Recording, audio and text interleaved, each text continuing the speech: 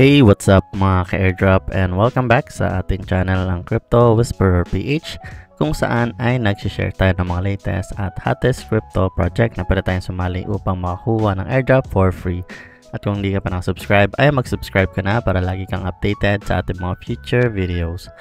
So for today's video guys, ay i-share natin sa inyo at ituturo natin dito sa video na to kung paano i-transfer ang ating mga Pi token papunta kay OKX guys, no? So yes guys, sa mga hindi pa nakakaalam is nagkaroon na ng announcement si Pi Core team at si OKX guys, no?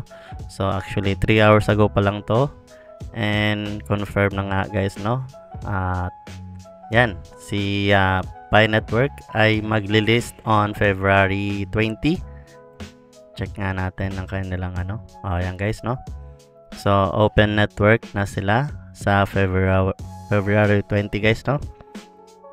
And dun sa may mga Pi tokens na sa available balance nila sa wallet at gustong malaman kung paano i-transfer ang kanilang mga token papuntang OKX guys, is panoorin nyo na buo ang ating video. At syempre kung bago ka pa lang dito sa ating channel ay huwag mo kalimutan mag-subscribe at i-like lagi ang ating mga videos. And then proceed na nga tayo guys, no? So una muna yung kailangan guys is dapat meron kayong OKX account. So verified na rin dapat si OKX. So ito ang aking OKX guys, no? So actually nakapag-try na ako mag-deposit ng Pi token papunta kay dito kay OKX guys, no? So una muna natin gagawin is pupunta tayo dito sa asset and deposit tayo guys, no? Dahil kukunin natin yung ating address kay Pi. So ito guys, kung makikita nyo, search is nandyan na nga si Pi Network guys, no? And makikita nyo under siya ng network, Pi Network 10 guys, no? So makikita nyo dito yung inyong deposit address guys, no? So yan lang ang kailangan natin dahil wala naman silang memo code. So ilagay lang natin yan dyan. So once na okay na yan is punta naman tayo sa ating Pi wallet. So dito tayo pupunta guys, no? Sa ating wallet na mismo, hindi dun sa pinagmaminan natin ng Pi. So una natin gagawin is pupunta tayo sa wallet and syempre kailangan i-unlock natin ang ating wallet.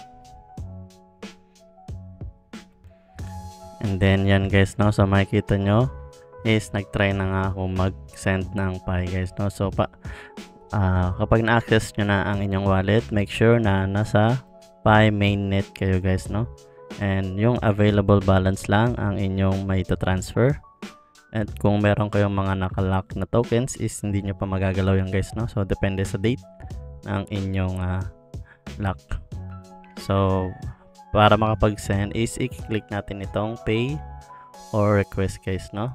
And then i-click nyo itong manually add wallet address. And then ilalagay nyo na dito yung ito guys, no? Yan, itong deposit address dito sa inyong OKX and ipipaste nyo yan dyan. So sa memo is wala na kayong ilalagay dyan. And then dito yung value kung ilang Pi ang gusto nyong isend guys, no? And then after nun, click nyo lang yung send. Once na send is mabilis lang guys, no? So automatic na rin siya. So makikita natin dito sa aking history is nakapag-send ako kanina ng 0.08 Pi guys, no? Ayan, so madali lang siya and pumasok lang din naman siya agad dito sa aking account. So kung titingnan natin ang asset natin guys is ayan guys, si Pi Network. So 0.08 and wala pa siyang value. And ayun lang. So ganoon lang kabilis mag-transfer papunta kay OKX guys, no? So kung may mga iba pa kayong question is mag-comment lang kayo dyan sa baba at sasagutin natin yan guys, no? So kung nagustuhan mo ang ating video for today is don't forget to give it a like at mag-subscribe ka na rin para lagi kang updated sa ating mga future videos.